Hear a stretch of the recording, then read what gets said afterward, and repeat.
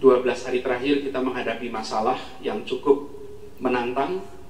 Langkah-langkah ke depan adalah pembatasan, sehingga kita memasuki fase pembatasan yang berbeda dengan pada masa transisi kemarin. Perlu saya garis bawahi di sini bahwa pengelolaan PSBB di Jakarta ini diatur ada 3 peraturan gubernur.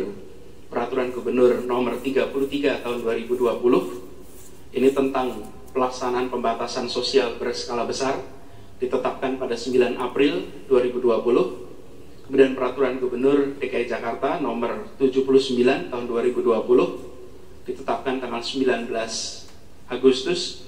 Ini terkait dengan penerapan disiplin dan penegakan hukum protokol kesehatan. Lalu Peraturan Gubernur nomor 88 tahun 2020 ditetapkan hari ini 13 September tentang perubahan Peraturan Gubernur nomor 33. Prinsipnya dalam masa PSBB yang berlaku di Jakarta sejak tanggal 10 April dan sampai dengan hari ini Jakarta masih berstatus PSBB. Sesuai Permenkes, PSBB itu berlaku 2 mingguan dan dapat diperpanjang. Nah, pada prinsipnya selama masa PSBB sebisanya tetap berada di rumah. Dianjurkan untuk tidak bepergian, kecuali untuk keperluan mendesak, kecuali untuk aktivitas dalam usaha esensial yang memang diperbolehkan. Dan ada 5 faktor dalam pembatasan ini. Pembatasan aktivitas sosial, ekonomi, keagamaan, budaya, pendidikan, dan lain-lain. Itu pertama. Yang kedua adalah pengendalian mobilitas. Yang ketiga adalah rencana isolasi yang terkendali. Yang keempat adalah pemenuhan kebutuhan pokok. Dan yang kelima adalah penegakan sanksi. Jadi pesan paling penting dalam PSBB adalah tetap berada di rumah kecuali ada kebutuhan yang mendesak dan esensial baru bepergian. Di dalam fase 14 September ini selama 2 pekan ada 11 sektor usaha yang tetap boleh beroperasi dengan menerapkan protokol kesehatan secara ketat dan membatasi kapasitas 50% seperti kemarin. Jadi ke-11 sektor ini adalah sektor kesehatan, bahan pangan dan makanan minuman, kedua, ketiga sektor energi, keempat sektor komunikasi dan teknologi informasi, kelima adalah sektor keuangan, perbankan, sistem pembayaran dan pasar modal, dan seluruh yang berada dalam sistem keuangan di Indonesia. Keenam adalah sektor logistik, ketujuh adalah sektor perhotelan, kedelapan adalah sektor konstruksi, kesembilan adalah sektor industri strategis, kesepuluh adalah sektor pelayanan dasar, utilitas publik, dan industri yang ditetapkan sebagai objek vital nasional dan objek tertentu. Serta yang ke-11 adalah sektor yang memfasilitasi kebutuhan sehari-hari. Adapun beberapa kegiatan yang harus ditutup sementara selama 2 pekan ke depan, meneruskan semua institusi pendidikan, sekolah masih tetap tutup. Lalu seluruh kawasan pariwisata, taman rekreasi, semua kegiatan hiburan tutup. Begitu juga dengan ketiga taman kota, RPtra, fasilitas-fasilitas umum yang terkait dengan pengumpulan orang itu tutup. Yang keempat adalah sarana olahraga publik. Olahraga ini dia lakukan secara mandiri di lingkungan masing-masing. Dan kelima juga kegiatan resepsi pernikahan, seminar, conference, semua dibatasi. Khusus untuk pernikahan dan pemberkatan perkawinan dapat dilakukan di KUA atau di kantor catatan sipil. Lalu kegiatan-kegiatan esensial yang dapat beroperasi dengan kapasitas dibatasi, ini termasuk kantor perwakilan negara asing atau organisasi internasional, BUMN dan BUMD yang terlibat di dalam penanganan COVID-19, organisasi kemasyarakatan lokal dan internasional yang bergerak pada sektor kebencanaan. Adapun terkait dengan kantor pemerintahan, sesuai dengan Peraturan Menteri Pendayagunaan Aparatur Negara dan Reformasi Birokrasi, di zona dengan risiko tinggi, maka dibolehkan untuk beroperasi dengan maksimal 25% dari pegawai. Jakarta 2 pekan ke depan akan beroperasi dalam status mengizinkan ASN 25% sesuai dengan Peraturan Menteri Pan-RB. Adapun para pimpinan berhak untuk melakukan penyesuaian yang terkait dengan pelayanan publik yang mendasar yang memang mengharuskan lebih dari 25% pegawai, misalnya terkait dengan kebencanaan, terkait dengan penegakan hukum dan sektor-sektor lainnya. Ada catatan di sini, dalam seluruh aktivitas bila ditemukan kasus positif pada lokasi kegiatan-kegiatan ini, maka seluruh usaha dan kegiatan di lokasi tersebut harus ditutup paling sedikit 3 hari operasi. Bukan hanya kantornya, tapi gedungnya semua harus tutup selama 3 hari operasi. Ini diatur dalam Pergub nomor 88. Kemudian beberapa tempat kegiatan yang juga bisa beroperasi, tapi dengan kondisi tertentu, restoran, rumah makan, kafe, bisa beroperasi hanya dengan memberikan pengantaran atau ambil bawa pulang, tetapi tidak diizinkan untuk menerima pengunjung untuk makan di tempat. Sehingga beroperasi bisa, tapi hanya untuk pesan antar atau bawa pulang. Lalu tempat ibadah di lingkungan pemukiman yang digunakan oleh warga ini dapat beroperasi dengan kapasitas 50%, tapi tempat ibadah yang dikunjungi peserta dari berbagai komunitas, berbagai lokasi, dan tempat ibadah di kampung-kampung komplek yang zona merah itu tidak diizinkan untuk beroperasi. Jadi misalnya masjid raya harus ditutup dulu, tapi tempat ibadah di komunitas bisa tetap dijalankan. Kemudian terkait dengan kegiatan perkantoran swasta yang masuk dalam kategori non-esensial, tempat ini bisa beroperasi dengan pembatasan kapasitas. Pimpinan kantor dan tempat kerja wajib mengatur mekanisme bekerja dari rumah bagi para pegawai. Apabila sebagian pegawai harus bekerja di kantor, maka pimpinan tempat kerja wajib membatasi paling banyak 25% pegawai berada dalam tempat kerja dan dalam waktu bersamaan. Pasar dan pusat perbelanjaan dapat beroperasi dengan menetapkan batasan kapasitas paling banyak 50% pengunjung yang berada dalam lokasi yang bersamaan, tapi restoran, rumah makan, kafe yang berada di dalamnya hanya boleh menerima pesan antar dan bawa pulang. Dalam masa 3 bulan ini, pasar alhamdulillah telah menjadi tempat di mana kedisiplinan untuk pengawasan terjadi antar para pedagang. Tindakan kita untuk menutup pasar bila ditemukan kasus positif telah membuat para pedagang bersama-sama menegakkan kedisiplinan untuk menghindari pasarnya ditutup. Jadi saat ini kita menyaksikan justru kasus terbanyak dari kejadian-kejadian yang sekarang bermunculan adalah dari perkantoran. Itulah sebabnya dalam PSBB mulai 14 September ini, fokus utama kita adalah pembatasan di arena perkantoran. Di arena perkantoran pemerintahan, kedisiplinan untuk kerja dan mengatur jumlah pegawai telah berjalan lebih baik.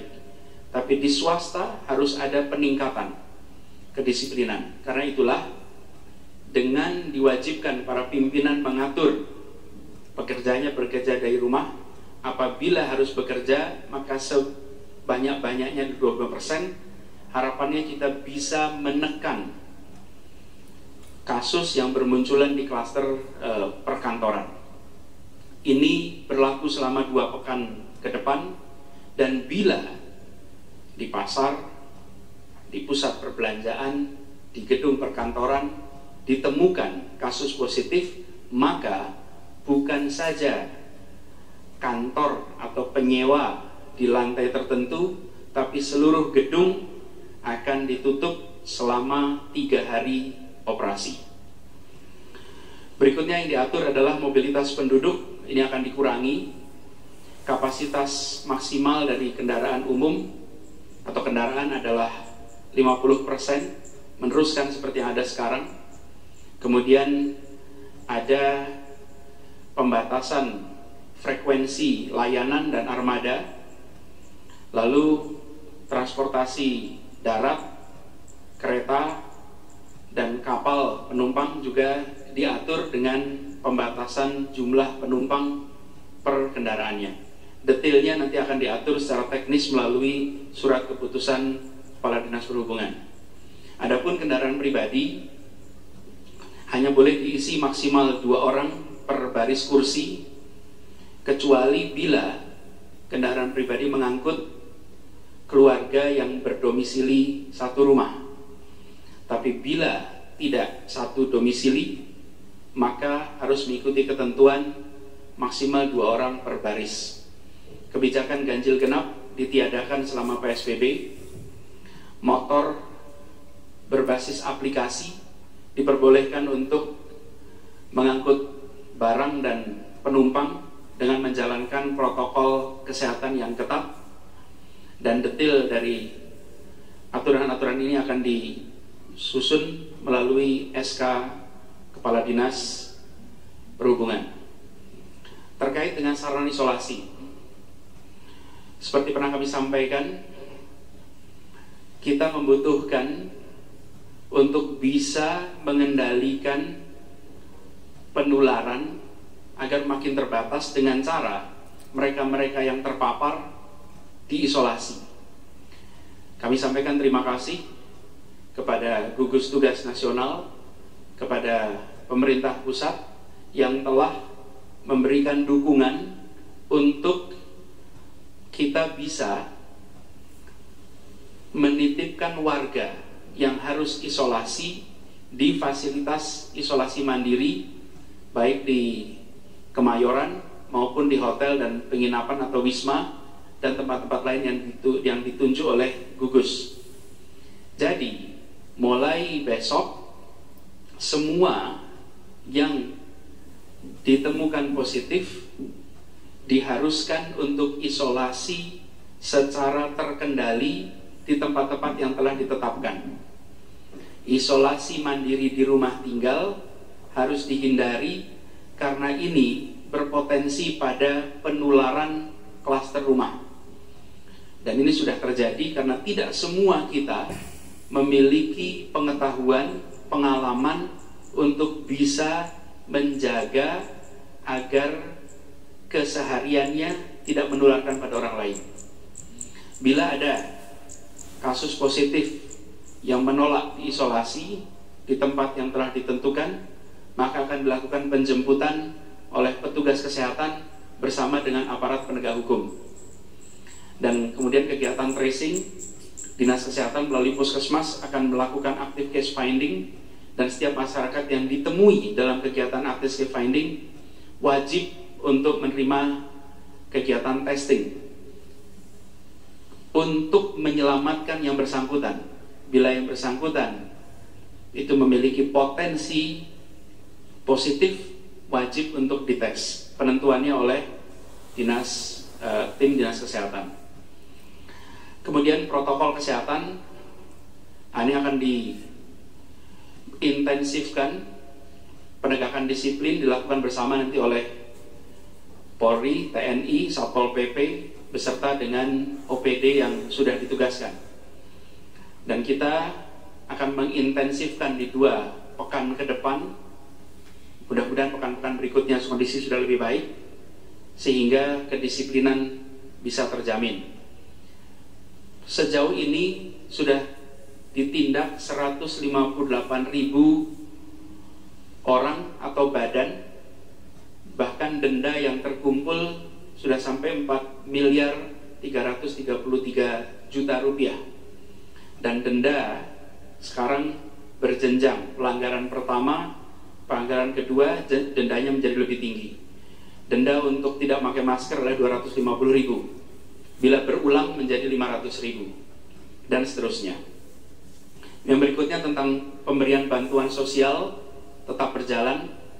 Bantuan sosial diberikan sesuai jadwal yang telah disusun hingga akhir tahun, dan penerima bantuan ini sesuai dengan data yang sudah ada seperti yang selama ini berjalan. Jumlahnya 2.460.000 keluarga rentan yang ada di Jakarta, insya Allah dilakukan sampai Desember 2020. Pembiayaan bantuan sosial ini dilakukan melalui APBN Kementerian Sosial dan APBD yang nanti pendistribusiannya dilakukan melalui PD Pasar Jaya. Bapak Ibu sekalian yang saya hormati, kita menyadari bahwa hari-hari ke depan adalah hari-hari kita harus menjaga kedisiplinan. Karena itu saya garis bawahi sekali lagi, prinsip dari PSBB adalah berada di rumah, mengurangi bepergian, belajar di rumah, bekerja di rumah, beribadah di rumah. Dan bila memang harus pergi, memang karena kondisi mengharuskan, mendesak, dan ketentuan-ketentuannya seperti tadi sudah disampaikan. Mari kita sama-sama disiplin, mari kita sama-sama melindungi diri kita dan orang lain, dan khususnya dalam penggunaan masker. Menggunakan masker ini tidak nyaman, kita harus akui, tetapi terpapar COVID-19 itu jauh lebih tidak nyaman. Dirawat karena COVID-19 jauh lebih tidak nyaman. Karena itu mari kita gunakan masker dalam kegiatan apapun untuk kita bisa menghindari penularan dan tertular. Demikian penjelasan mengenai pelaksanaan PSBB di DKI Jakarta yang akan dimulai laksanakan hari Senin tanggal 14 September. Dan dalam kesempatan ini saya akan mengundang Bapak Kapolda Irjen Polisi Dr. Andes Nana Sujana untuk menyampaikan beberapa pesan untuk masyarakat di Jakarta. Pak Kapolda, kami persilakan.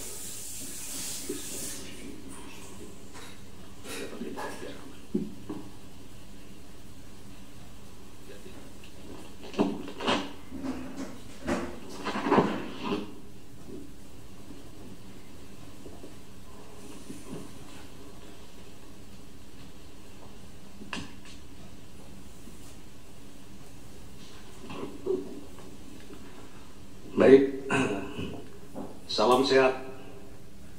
Assalamualaikum warahmatullahi wabarakatuh. Selamat sore, salam sejahtera untuk kita semua. Salam, Om Swastiastu. Tadi kita sudah menyimak bersama atau mendengar apa yang disampaikan oleh Bapak Gubernur DKI Jakarta terkait dengan pembatasan kegiatan ataupun aktivitas di masa PSBB. Jadi ini merupakan kelanjutan daripada 14 hari ke depan ya, kita melakukan perpanjangan ini.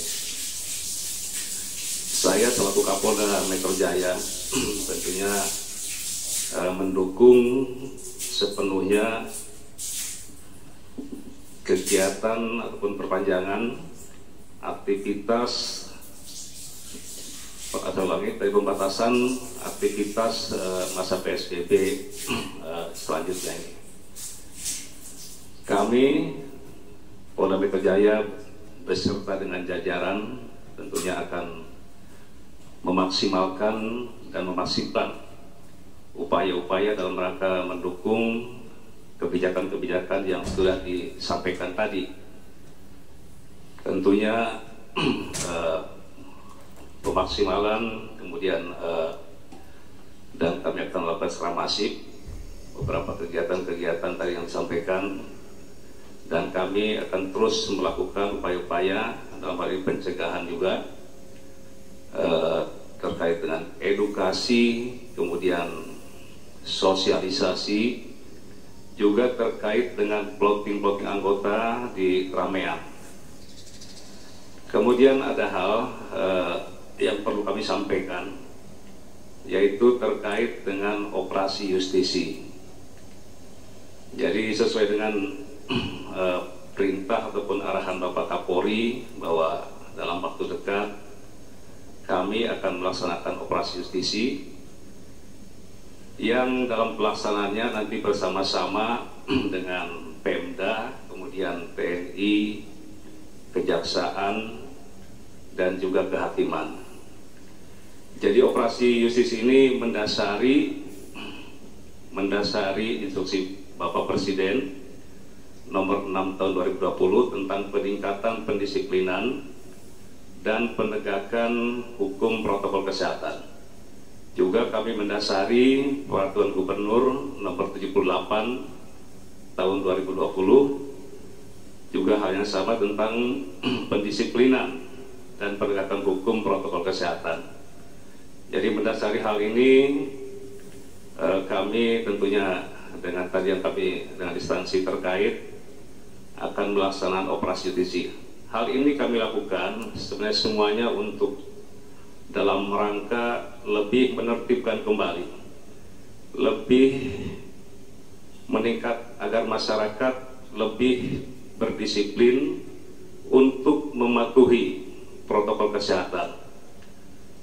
Semuanya kami lakukan untuk masyarakat. Sebagaimana kita ketahui bahwa perkembangan COVID-19 khususnya di wilayah hukum Polda Metro Jaya, termasuk yang khususnya di wilayah DKI, masih cukup tinggi dan bisa dikatakan beresiko tinggi. Hal ini tentunya menjadi perhatian ataupun atensi kita bersama. Jangan sampai kita kemudian masyarakat terus tertular. Ini makanya dalam hal ini perlu ada pendisiplinan, kemudian penertiban, dan agar masyarakat mematuhi protokol kesehatan. Untuk pelaksanaan operasi justisi ini sesuai rencana ini akan dilakukan mulai besok juga, yaitu tanggal 14 September 2020 ini. Kemudian untuk sasaran-sasaran tentunya kami akan lebih tetap kami lakukan secara humanis, kemudian persuasif, tetapi dalam hal ini memang perlu ada suatu ketegasan kepada masyarakat. Kita semua kita tahu masyarakat juga merupakan korban COVID-19, tetapi ini langkah-langkah ini adalah langkah-langkah dalam rangka untuk intinya agar masyarakat ini tercegah dari penularan COVID-19. Saya rasa ini yang dapat kami sampaikan. Terima kasih. Wabillahi hidayah. Wassalamualaikum warahmatullahi wabarakatuh.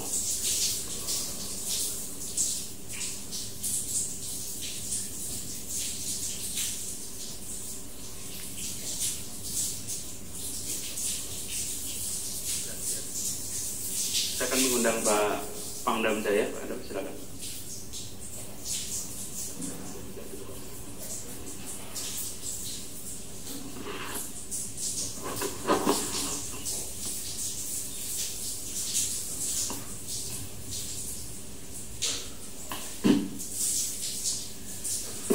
Assalamualaikum warahmatullahi wabarakatuh.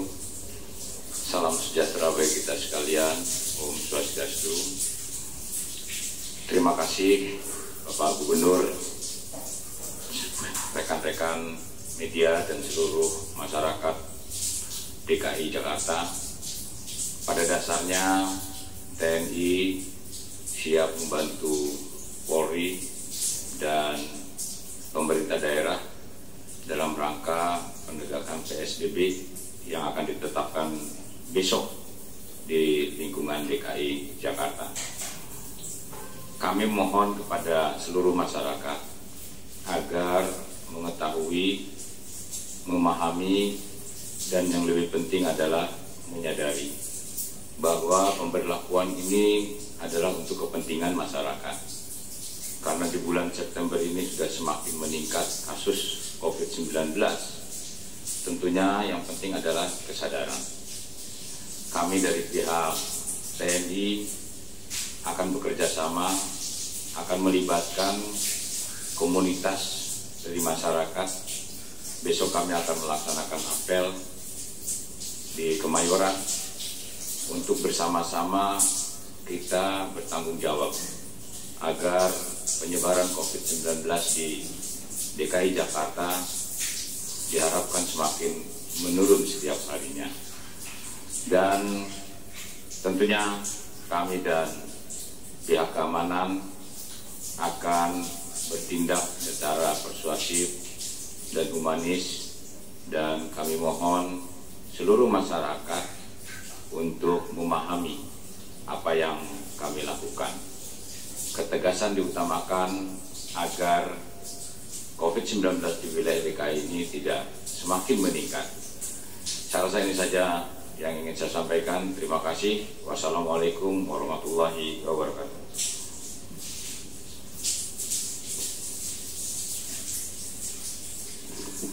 Terima kasih Pak Pangdam, dan mengundang Pak Kepala Kejaksaan Tinggi. Pak, silakan Pak Asri.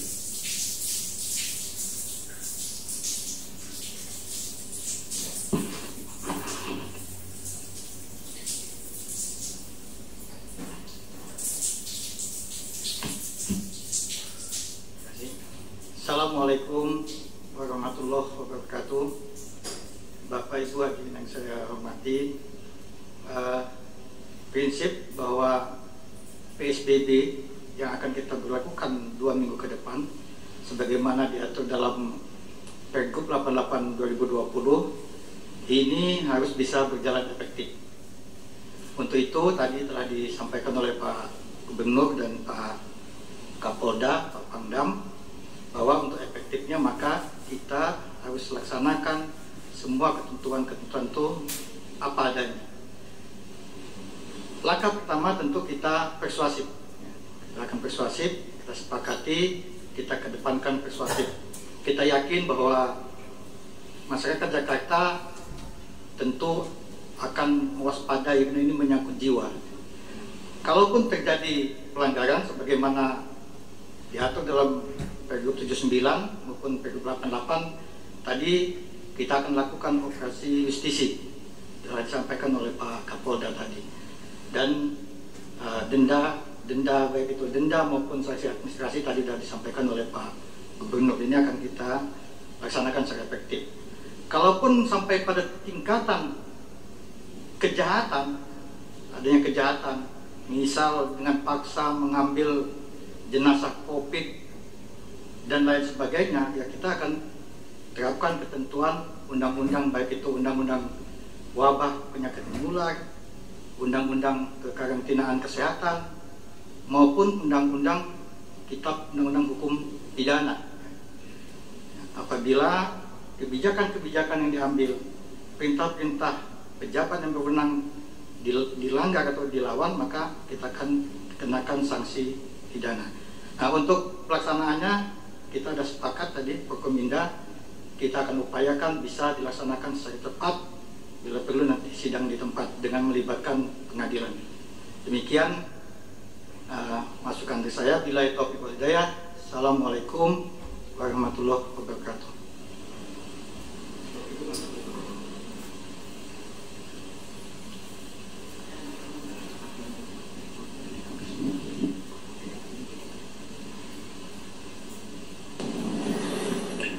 Assalamualaikum warahmatullahi wabarakatuh. Salam sejahtera untuk kita semuanya. Terima kasih kepada Bapak Gubernur DKI yang telah mengumumkan tentang Peraturan Gubernur DKI Jakarta nomor 88 tahun 2020 dalam rangka PSBB, dan Peraturan Gubernur ini muncul karena adanya perkembangan terkini dari penanganan kasus yang ada di DKI Jakarta, dan ini sudah melalui proses koordinasi dengan Satgas dan pemerintah pusat. Seperti kita ketahui bersama, dalam pengaturan PSBB ini selalu ada proses tahapan yang terdiri dari 5 tahap. Yang pertama adalah prakondisi, yang kedua adalah timing, yang ketiga adalah prioritas, yang keempat adalah koordinasi pusat dan daerah, dalam hal ini pemerintah pusat dan pemerintah daerah serta Satgas di pemerintah pusat dan Satgas di daerah, serta monitoring evaluasi. Dengan keadaan yang berkembang ini, maka dilakukan PSBB di DKI yang memang sebagai kelanjutan dari PSBB sebelumnya, dengan harapan kasusnya bisa terkendali dan penularan bisa dicegah, dan aktivitas ekonomi, sosial ekonomi dan budaya bisa dijalankan dalam kapasitas yang terbatas. Dan untuk selanjutnya, ini bagian dari gas dan rem. Mekanismenya biasa saja, ini yang harus kita lalui sehingga terjadi keseimbangan dan masyarakat betul-betul bisa menjalani adaptasi kebiasaan baru. Demikian kami sampaikan. Pada prinsipnya pemerintah pusat selalu mendukung seluruh pemerintah daerah. Pada aspek ini adalah pemerintah DKI Jakarta agar semuanya dapat terkendali dengan baik dan kasusnya bisa menurun, dan keselamatan dari tenaga kesehatan di fasilitas kesehatan juga bisa terjaga dengan baik. Terima kasih. Selamat siang. Wassalamualaikum warahmatullahi wabarakatuh.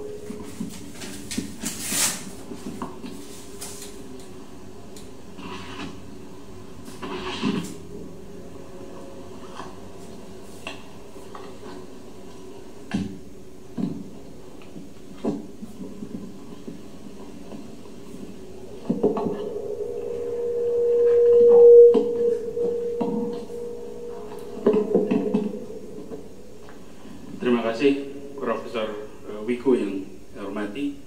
Jadi insya Allah sekalian, kita sama-sama jalani masa PSBB ini dengan sedisiplin-disiplinnya, dan perlu saya garis bawahi di sini bahwa terkait dengan kegiatan di luar ada ketentuan yang tadi belum saya sebutkan, bahwa ada pembatasan kerumunan tidak boleh lebih dari 5 orang. Jadi ini adalah bagian dari usaha kita sama-sama untuk mengurangi potensi penularan. Warga Jakarta yang saya cintai, kini semua dikerjakan demi keselamatan kita semua. Sudah lebih dari 1.300 orang di Jakarta yang wafat karena COVID. Kita tidak ingin lebih banyak lagi. Kita ingin menjaga keselamatan. Kita ingin semua bisa melewati masa pandemi ini, tetap berkumpul bersama keluarga, tetap bekerja di rumah bersama di kantor dengan kolega, dan kita ingin agar kita makin solid sebagai masyarakat. Karena itu, mari sama-sama disiplin diri kita tingkatkan. Pesan yang sudah disampaikan tadi oleh Bapak Kapolda, Bapak Pangdam, Bapak Kajati, juga tadi pesan dari juru bicara Satgas penanganan COVID, pesan dari kita semua, saya dan Pak Wagub, kita menginginkan agar masa pembatasan ini bisa segera selesai. Bapak Ibu sekalian, saudara-saudara semua, warga Jakarta yang saya cintai, semua juga menginginkan itu.